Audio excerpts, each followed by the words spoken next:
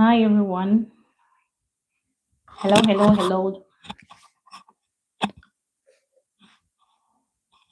So today I decided to go live. Um Waiting for more people to join. You're welcome if you're seeing the live stream.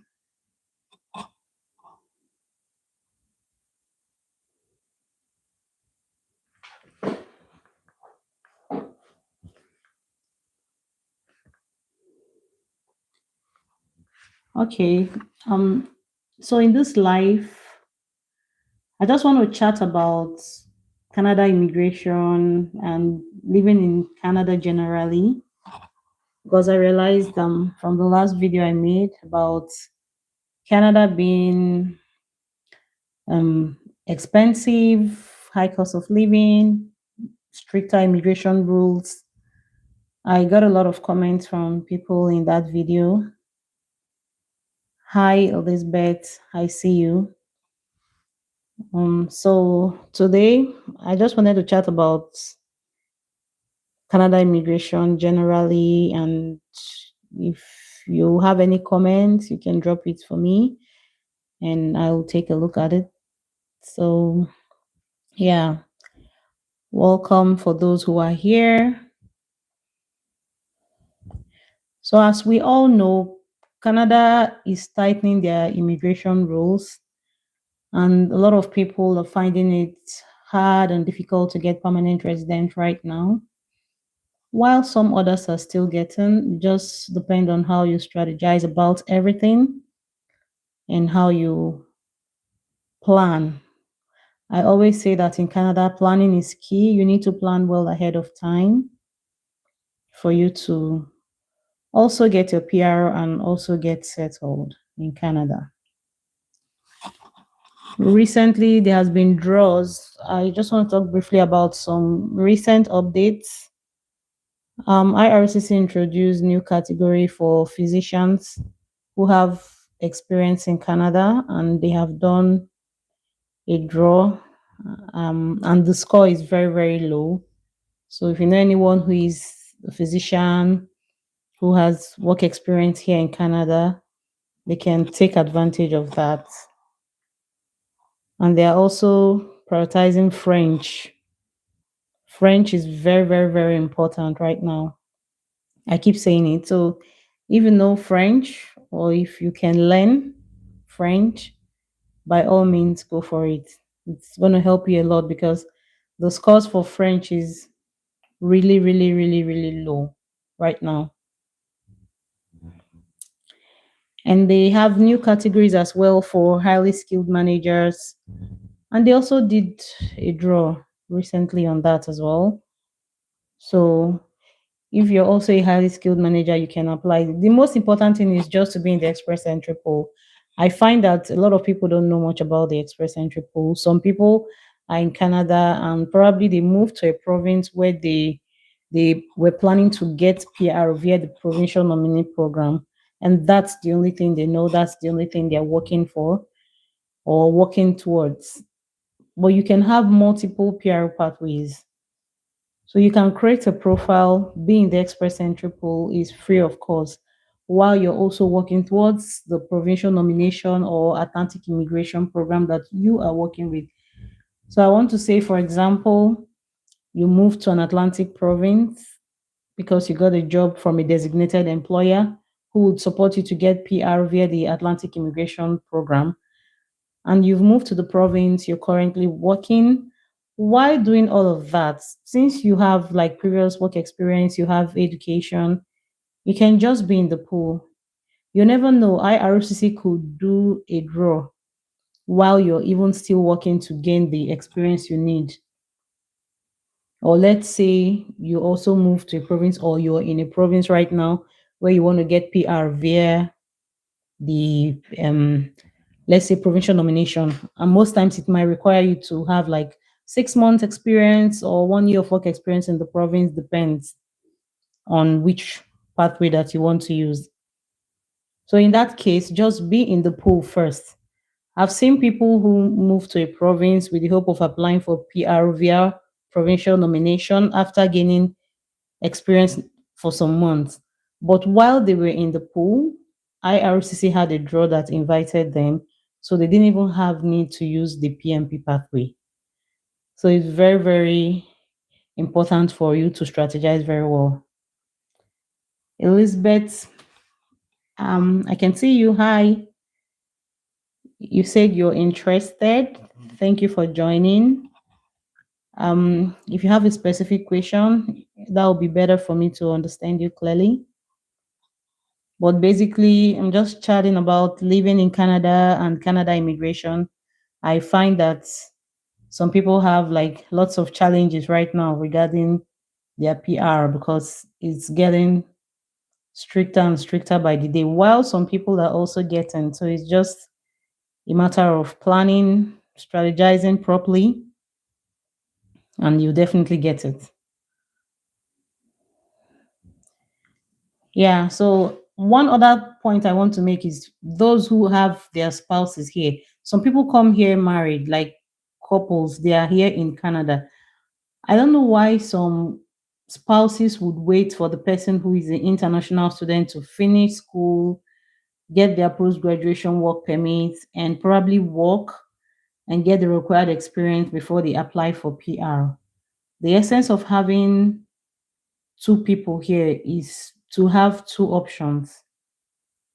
So if you know you came here to study and the opportunity to have your spouse here on spousal open work permit, while one person is schooling, the other person can start working to gain the required experience. Both of you should write the English exam. I see some people say they don't want to write it. Both of you should write it. You can all create profiles in the Express Entry pool. It's easy and it's free. Once you both create your profile, whoever they invite would apply and get the PR. I've seen students who came here to study and they came with their spouses. They got their PR before they even graduated from the program. Yeah, because apparently the spouse was able to get a job that could help with PR. And while the school was going on, the spouse was working to get the required experience. And the spouse qualified and applied for um, either provincial nomination or anything that is eligible for that category. And they were able to get their PR even before the spouse finished studying. I want to work in a psychiatric hospital. Is that possible? Yeah, you can work anywhere as long as you have the what it requires to get a job. Usually when they post jobs, they'll say what the requirement is. Let's say you're a psychiatric nurse, for example, and you see a job posting in that direction and you have the requirements, you apply to them and they will definitely hire you if they need your services. So you can actually work everywhere. It all depends on what you need and what you have to offer.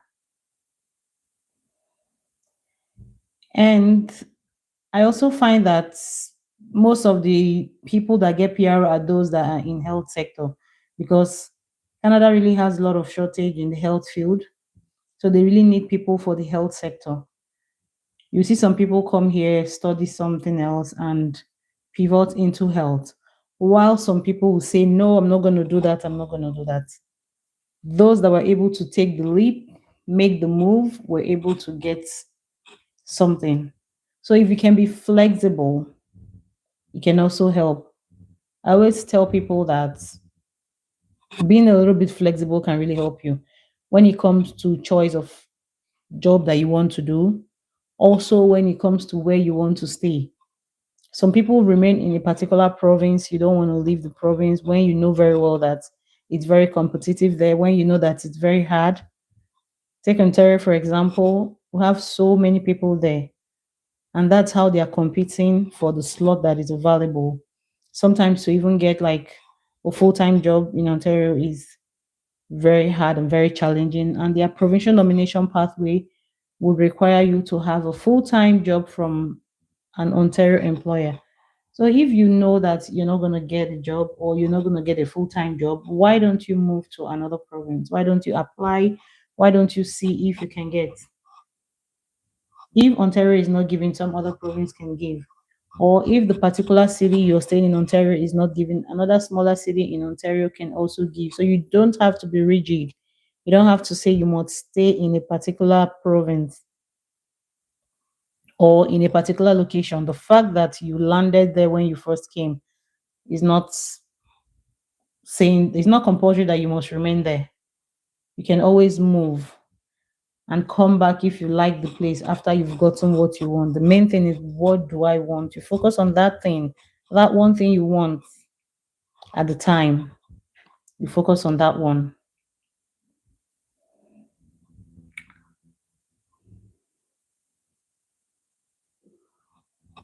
Where is the cheapest in Ontario when it comes to rent? Mm, Ontario is very big, to be honest. I might not even have gone to every part of Ontario because it's very big and the rent differs in different places. But what I would say is you can check Facebook Marketplace to check for rent. You can update or change your location to see what rent will be in different places.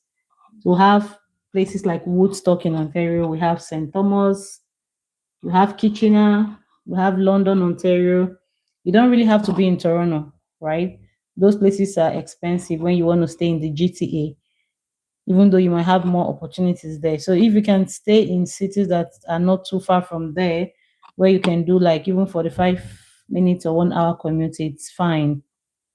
But the best way to actually know what like rent will be like is if you go to Facebook Marketplace or you go to Kijiji, put an address. You can just go to Facebook Marketplace. Let's say you're looking for 1 bedroom apartment or 2 bedroom, just put 2 bedroom apartment. There's a place for you to change your location.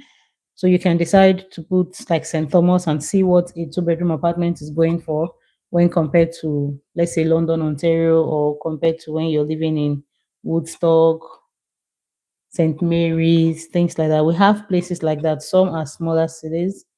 Some of them are so small that they do not even have like city buses there. So you need to have your car. So those are other things you also need to consider. If you have to stay in a place where there is no bus, do you have your car? Is your work also located in that area? Those are things you would like to consider as well. And while renting, when you're also talking about cheaper rent, there are other things you need to know though before you start renting. I think I made a video on my channel about renting in Canada. If you want to check that video out, especially if you're new to Canada, there are lots of rules that some people would not know. And then you sign your lease only for you to find out that you've signed problem for yourself. Okay. Some people live with pets. If you're the person that don't like pets, you have to know what the policy says from your landlord or the rental agreement, especially if you're going to be sharing the house or the apartment with somebody and you don't like pets and the person has a cat or a dog. Of course, you guys are going to share bathrooms, you're going to share the space because here animals are considered like pets. They're more like human beings. They sleep with you on the same bed. It's not like some of us where in our country we could keep pets outside. So in addition to pricing, you also want to check out all those other things. You also want to find out the one that has everything inclusive. Some rent that you see, if you see something that is, let's say, $1,000 and you see one that is $800, same 2 bedroom, for example, I'm just giving an instance. You want to ask yourself, this one that is 800 or this one that is 1,000, why is it 1,000? Some will tell you all inclusive, meaning that it includes both your like electricity, maybe internet, power, while some don't. So those are what you also want to check. You also want to find out what the average rent or average power is. Okay. Say I understand. That's good. Thank you. If anyone has any question, please let me know. And I will answer to the best of my ability. Yeah, and we were also talking about living expenses in Canada. The truth is, it's expensive to be here, especially compared to where some of us are coming from, right? But you also need to plan. I find that some people, when they first arrive, they want to achieve what somebody who has been here for 10 years already achieved. Comparison is one thing that causes people a lot of problem in Canada. You have a friend, for example, who has been here for 5 years, and you just come, you see that the person already has a house, probably has a brand new car, and you think the person just got it in one day. It's a process, it's a phase. So you also take your time. Everything is like turn by turn, one by one, you'll get it. You cannot get it like right away. So don't let anyone deceive you that, oh, when you come to Canada it's all rosy. Truth be told, it's not that rosy.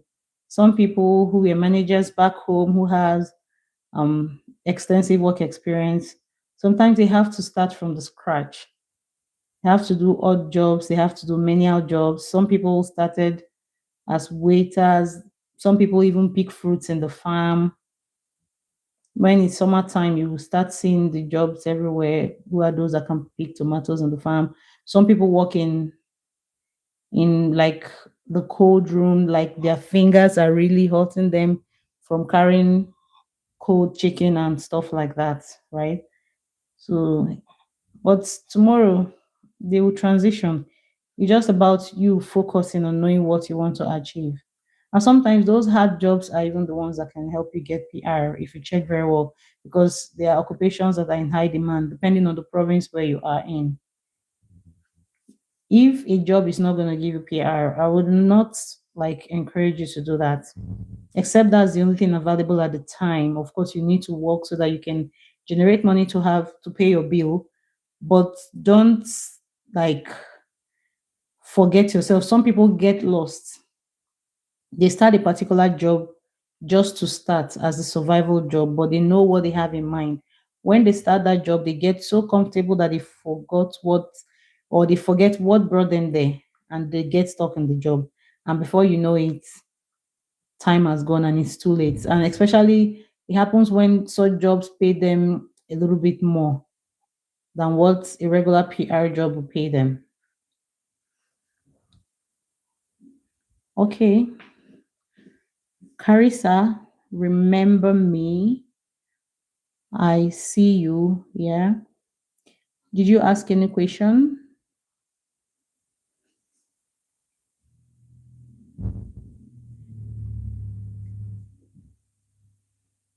Yeah. Thank you guys for joining. I can see you all here. Um, it's very challenging right now, to be honest. It's not the way it used to be before, but still, people are getting the PR. So if you're younger, you're below 30, and you have like previous education back home, or you have previous work experience back home, once you come here, you graduate and you get like 1 year of experience, also be in the pool. They've been having this Canadian experience class draw, and the scores are dropping gradually because Canada really, really wants to like convert as much people who are already inside here to permanent resident as long as you meet the criteria. That's why they keep doing a lot of PMP draws and Canadian experience class, because most of those PMP draws sometimes require you to be here in Canada or have like work experience or job offer from an employer in that province. So they are also prioritizing all those things. So for those people who are already in Canada, you already have established connections in Canada, either by living here, you have your house, you pay your taxes, you've established a meaningful connection. Just do yourself some good by making sure that you're in the right profession. There's no point going to do a job that is paying you so well if, when you know very well that the job is not one of the jobs that will give you PR. It's not in the category based draw and all that. There's no point joining such things. Do what is going to give you PR. Yeah. And for the cost of living, Some people are being deceived because people tell them once you come to Canada as a student, you can make your school fees. Yeah, PR is permanent residence. To become a permanent resident of Canada, that's what PR means. Some people come here to study with the intention or hope of transitioning to permanent resident or becoming permanent resident. Fortunately for some, they achieve that dream, while some do not, and they eventually have to leave Canada, especially when they run out of status. Yeah, so that's what PR is. And that's why in this video, I'm just talking about how to ensure you get your PR before you go out of status. Because while some people come here to study and they get their 1 or 3 years post graduation work permits, depending on the length of their program, they don't utilize the time very well. And some people just realize when it's too late. By that time, they are under pressure to leave. That's what I find a lot of people. I know a lot, and then they start thinking of how to change from study permit or work permit to maybe visitor, because at the point they're already out of status. So from the very first day you step your foot in Canada, start planning. Even if your program is for a year, 2 or 3, don't say I have all the time. Let me just focus on studying now. No, no, no. In Canada, you have to plan from, like, you need to be very intentional about everything you do from the first day, starting from how you live your life. Don't even break immigration rules, because even when you graduate, you get your work permit and you want to apply for PR, there's something called background check. They're going to check if you have criminal record, if you violated any immigration rule. They will not give you the PR at that point. They'll tell you that you've been rendered inadmissible to Canada. One common example is working when you do not have a valid status, or you're not authorized to work in Canada. So if you come here to study, let's say your program is supposed to start in May, and for some reason, maybe you have a sister or family here and you decide to come now so that you can spend like a month with them before the start of your program, you're not supposed to start working in Canada. But some people would not listen. They go ahead and get a job and they start working. If IRCC finds out, they might not find out now, they will find out later. I've seen somebody that came to study and she had like a work permit because her program had co-op. So she had like co-op work permit. Her program had not started at the time, but she'd started working. And she graduated, she got provincial nomination. And then when she applied for her permanent residence, during the processing, IRCC refused and told her that she violated immigration rule by working when she was not authorized to work in Canada. She was asked to leave, and she had a child with her and she left Canada. So they can be that strict. Don't let anybody deceive you or tell you, don't worry, I did it. The fact that somebody did it and it worked for the person does not mean that if you did it, it's going to work for you. Okay? Just do the right thing. Forget what people are telling you, because sometimes they will not tell you the truth.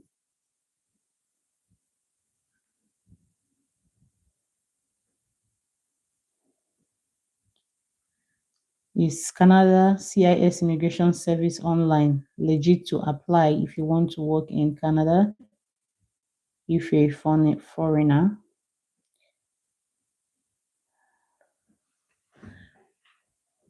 CIS Immigration Service. Are you talking about, like, is that like an immigration company or something? Because a lot of people advertise different things, but the only person that can really hire you is the company. So this immigration service, from what you're saying, if I see the name correctly, they're probably providing immigration services to people. They are not the company hiring or giving you job.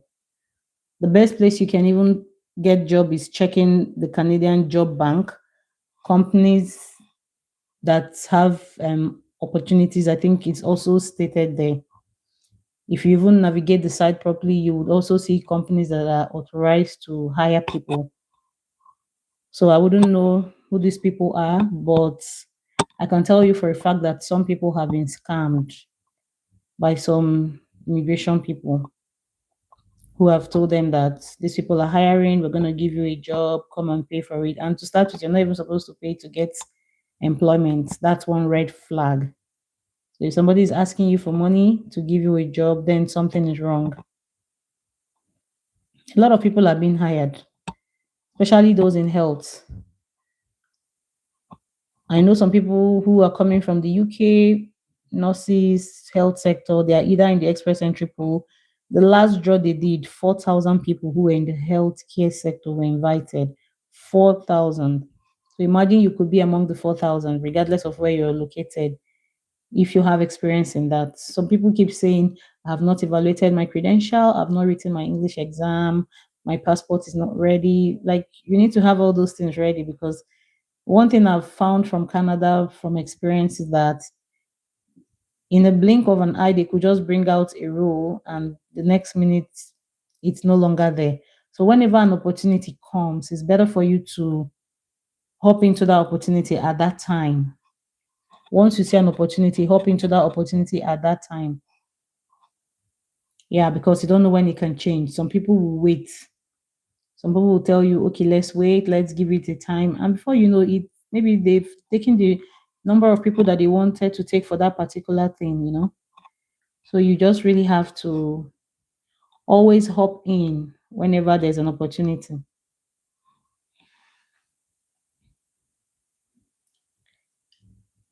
And I wanted to talk about living expenses too. So when you're coming to Canada, you really have to be prepared, especially if you're coming as a student. As a student, you can only work, I think, 20 hours or max 24 as an international student.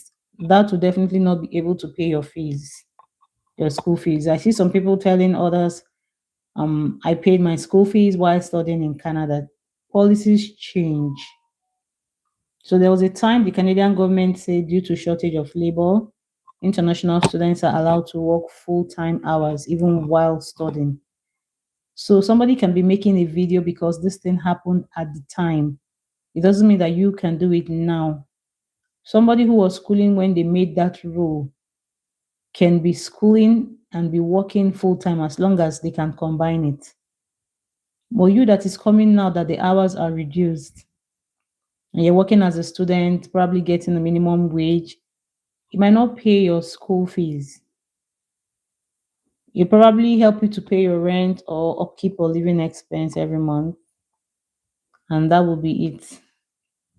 So don't let anybody deceive you. That's how some people get stranded. When they come here, they'll tell them, don't worry, once you just have your deposit, come to Canada, you work and pay the balance. It's not true. A semester is about 3 months. So check out if you're working 20 hours a week. How much are they going to pay you for you to be able to pay your fees, your rent, and your feeding before the next 3 months? You pay for the first semester, the next 3 months, the other semester is due.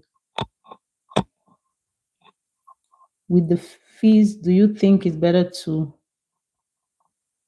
with the fees, do you think it's better to at least cover 1 year? Well, if you mean like how much expense you need to show, most times IRCC just want to see your 1 year living expense. So even if you're coming to study for 2 or 3 years, they're really more interested in if you have money to show for your 1 year living expense, you can give a logical explanation of how the other years will come, if that makes sense. But if you have money for the 2 years, it's also good to put it, but most times they're focused on the 1 year. For example, let's say that you have a business or somebody has a salary or savings or something that can pay for 1 year. You can say, this money in my account is for my 1 year expense. Okay, yeah, you can pay for 1 year before you come, for sure. You can pay for 1 year before you come, yeah. Some people pay for 1 year, some people pay for one semester. It depends on you. But I feel like because it's now very competitive and they're trying to reduce the number of temporary residents, they've also reduced the number of study visas they are issuing to people. You have to try as much as you can to make your application very strong. So if you have money for 1 year fees, of course, you can go ahead and pay and show them that you've paid your 1 year school fees. This is your living expense, and this person is your sponsor. This is the person's job. This is the person's monthly or annual income, and they are committed to pay up the balance as at when due. So definitely, if it's logical to them, if that person is able to save your 1 year, definitely they can pay for the other one. So for sure, you can pay for 1 year before you come. It's very good.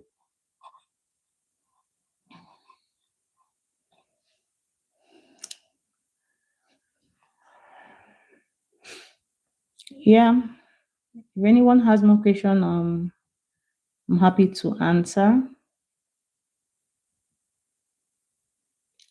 Um, so like I said, when you come, you start planning for PR ahead of time. You don't even need to finish your 2 years program to get PR. Some people get PR in their first year, and for the second year, they don't have to pay international student fees.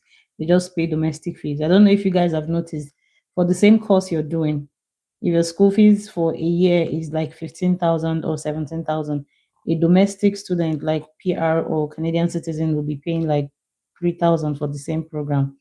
So the difference is way, way high.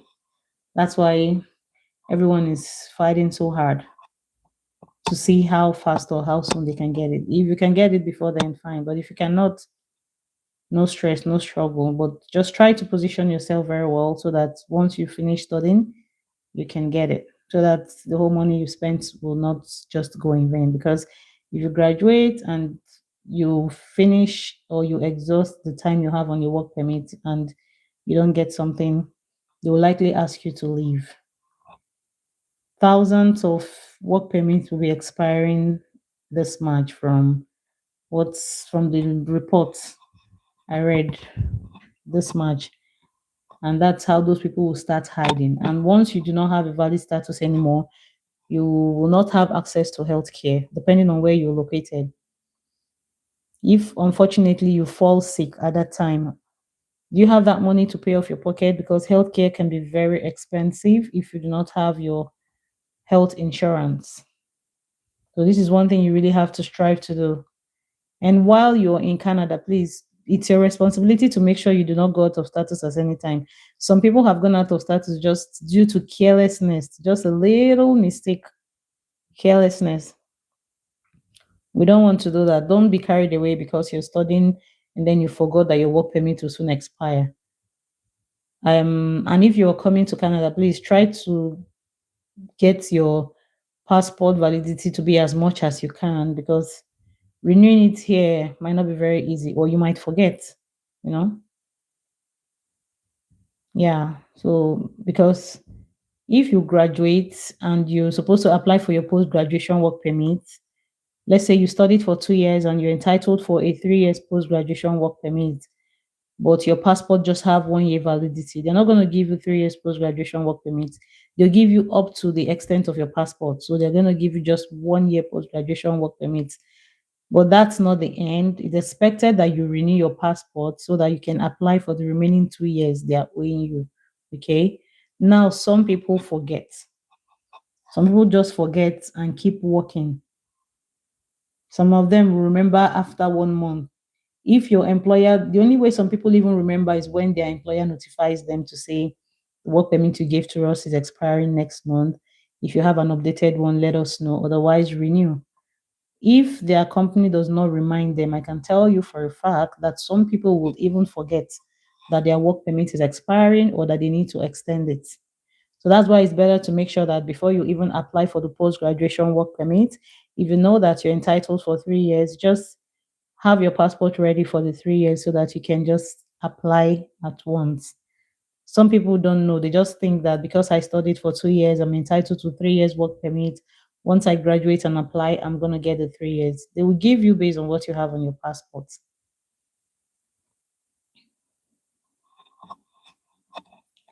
I think the English text expires after 2 years. Not very sure, 2 or 3 years. It's written on the certificate. And you need it to apply for your post graduation work permit.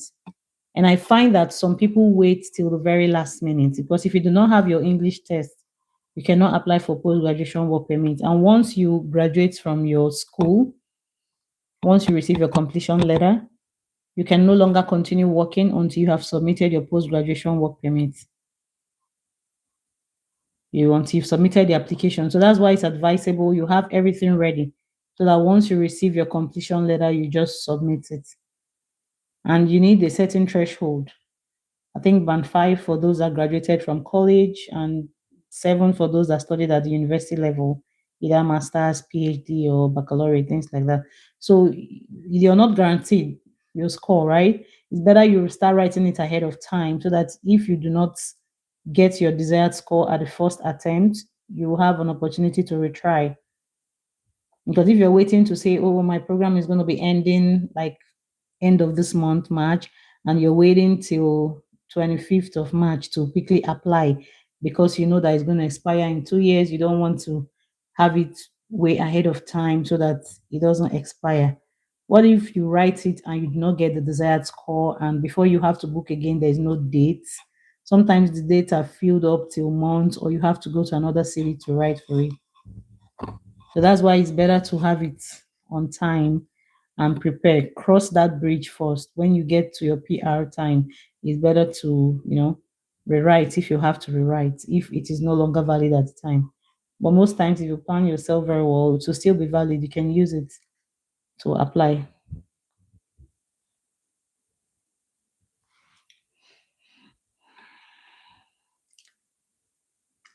Yep, yep, yep. So that's it. If you have more questions, challenges, your thoughts, let's share it here today.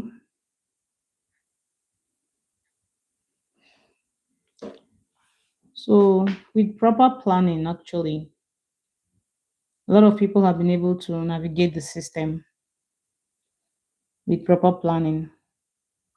It all depends on planning. Don't go with the crowd. Don't go with what this person said or that person said. Just live the experience and grab every opportunity that you can. Some people just want to follow the crowd, follow the group. What works for A will never work for B. What even worked for somebody that applied just this past December might not work for somebody who is going to be applying this April because things change every day. So it's always better to check what is obtainable at that particular time before you venture into something. Like even some programs that used to be eligible for post graduation work permit are no longer eligible. Before you apply, check that the program is still eligible. Don't say, my friend just came to Canada last year, or she started studying in December and she's studying this particular course. So I want to start in May. I'm going to study the same course. Don't be surprised that by the time you check, that course is no longer eligible for post graduation work permit. So you come and do the same course and you graduate and you do not have a work permit.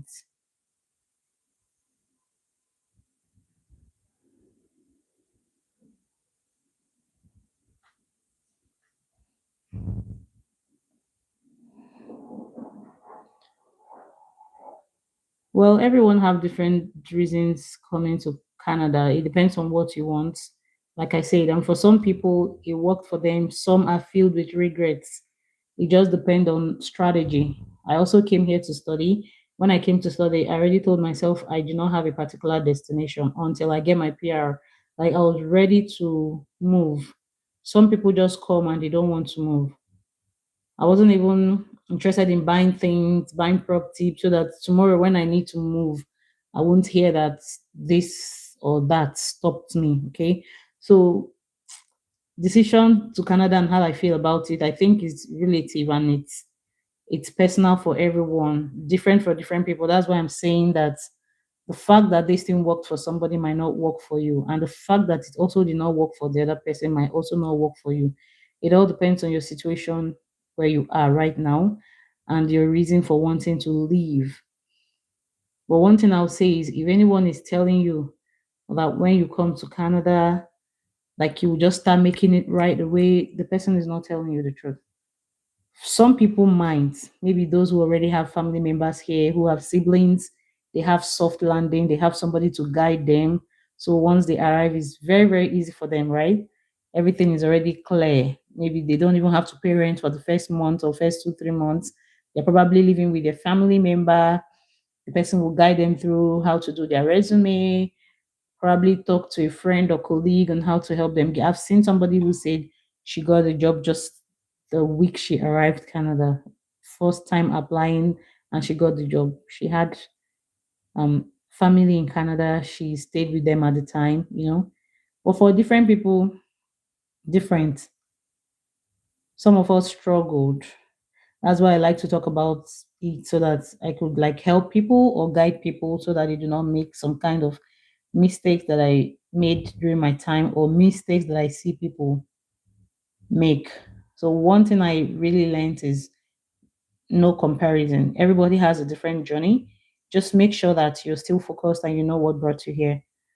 Okay. And you'll definitely achieve it if you put your mind to it and if you work for it. Omnia, hi. I see you. Welcome and thank you for joining. Thank you, Manuela. So yeah, that's my choice and my advice. Let somebody not tell you, oh, Canada is easy. I got my job in the first week. This is the blueprint, and you think it's very easy. They're not telling you the truth. They're not telling you how they are staying with their sibling or anything. For me, the situation was different. Before I came, I already made arrangement for accommodation and stuff. I even told the landlady, oh, I'm leaving today. I'll arrive tomorrow. She was like, oh, welcome to Canada. And then I just got to the airport in Frankfurt and turned on my Wi-Fi and I started seeing messages. Same person that told me, oh, welcome, is now telling me just to let you know the accommodation is not available right now until this date because I still have somebody there. I'm like, but I already told you that I was coming. So it was at that point I was devastated. I started crying at the airport. I didn't know what to do. I don't know where to go. And at the time it was already midnight in Canada. So I don't even know if I'm trying to contact few persons that I might have as friends or acquaintance. No one was responding to me because they're all sleeping. Okay. I just took the leap of faith, sent messages to one or two persons. Luckily, one person was awake and replied and said, oh, it's not my place. I'm just subletting and my housemates are sleeping.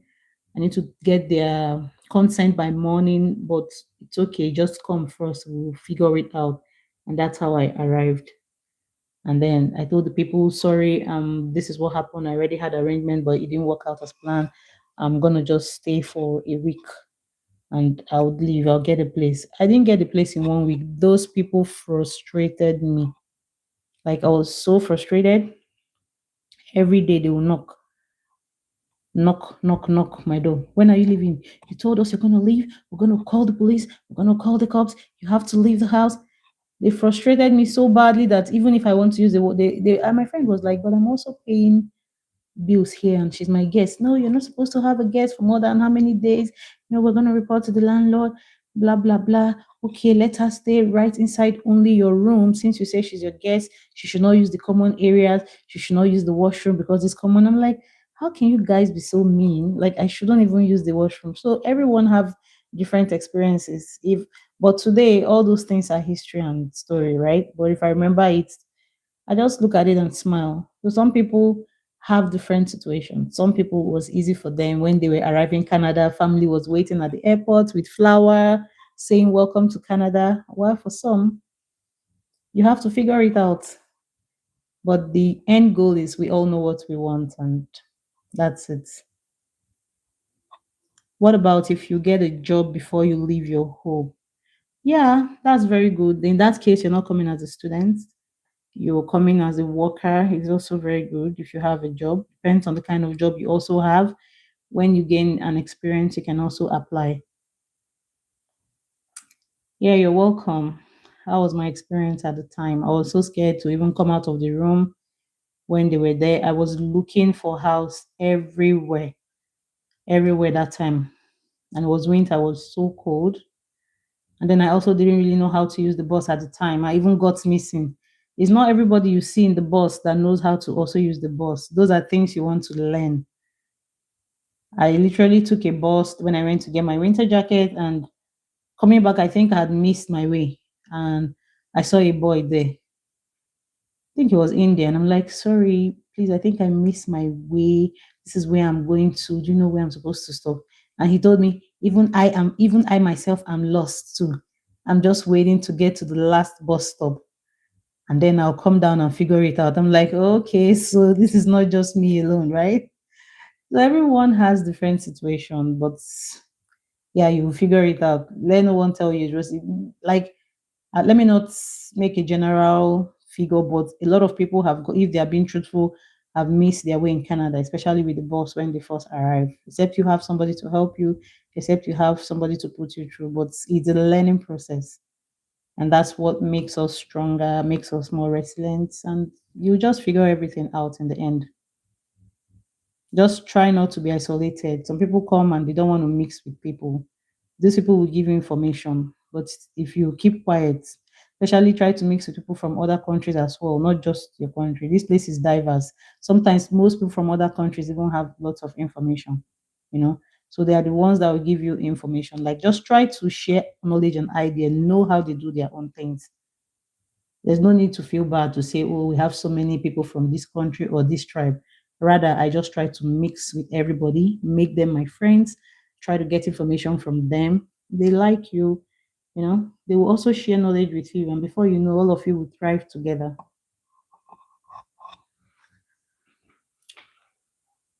Yeah, so that's it. And this has been part of my experience so far.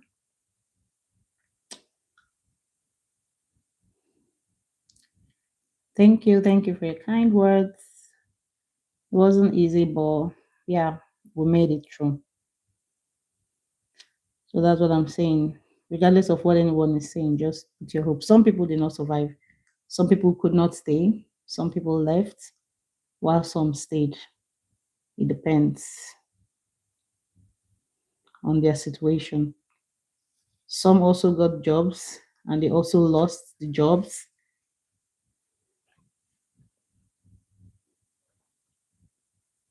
When I arrived, I came to Ontario. That's where I studied, London, Ontario.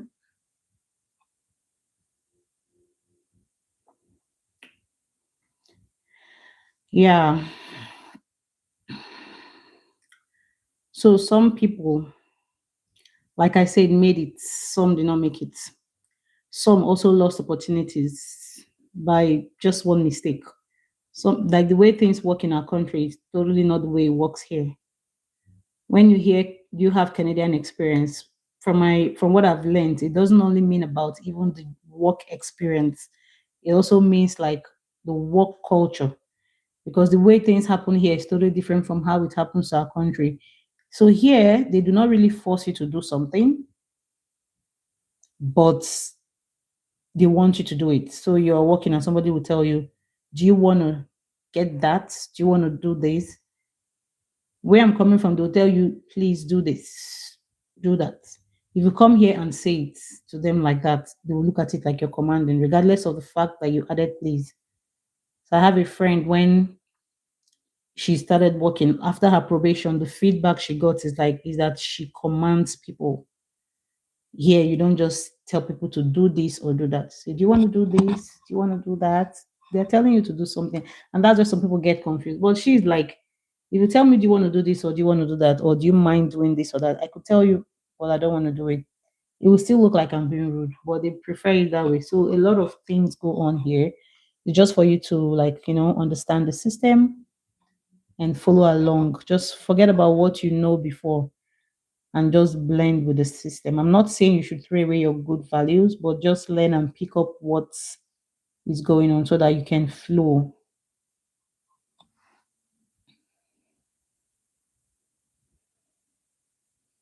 Red Dead. Where is that? Let me see. I don't know where you mean Red Dead City in Canada.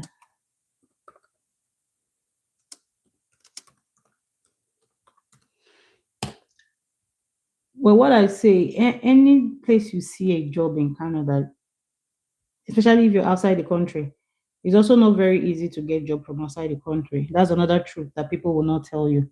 Some people just scam people, make it look like they're getting jobs for you. They'll give you fake employment letters. They would, even take visa money for you and everything. And at the end of the day, it's being refused.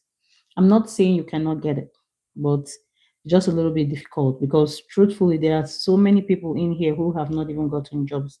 There are many students who have graduated and they do not have a full-time job. And sometimes these PR pathways require you to have like a full-time job offer from a province. They have jobs, but it's probably part-time. Some might allow you to have part-time. So like full-time is like 1,560 hours in 1 year. So part-time, it will take you 2 years to get that same time, except you have two different part-time job. What's my favorite province? When you say favorite, a lot of things. Are you talking favorite regarding the weather, regarding job, regarding PRO? So right now depends on what or cost of living, So it depends on what you want. For someone who came here to study and the person is looking for how to get PR, to that person the best province at the time would be where they can easily get PR. After getting PR, they can now go to wherever they feel like they have maybe friends, family, or opportunities. Sometimes where people get PR, they just get comfortable and just reside there because by the time they get their PR citizenship, they're already established, living again might be hard for them. So it depends, to be honest. But I'll say if you're coming as a temporary resident, when you're talking about best, especially as a student, is where you can easily get PR. Before you even choose your course of study, check that province. Okay, this particular course, like let's say Ontario, for example. Now in Ontario, we have the masters and the PhD graduate stream. So you're coming to do masters and PhD, you see, okay, they have a pathway for students in this category, you can do it. Okay. Then Atlantic provinces, some of them have a pathway too, maybe like New Brunswick, Manitoba, Nova Scotia, They also have like pathways for students, maybe like international graduate stream where you graduate and all you need is a full-time job offer and then you can apply for provincial nomination. So it's relative and it depends. But for when it comes to like maybe cost of living or taxes, Alberta has a cheaper tax. So some people also go there because their tax is like 5% compared to places like Ontario is 13, Nova Scotia is 15, and then Manitoba, like different provinces. So it depends on what you want actually.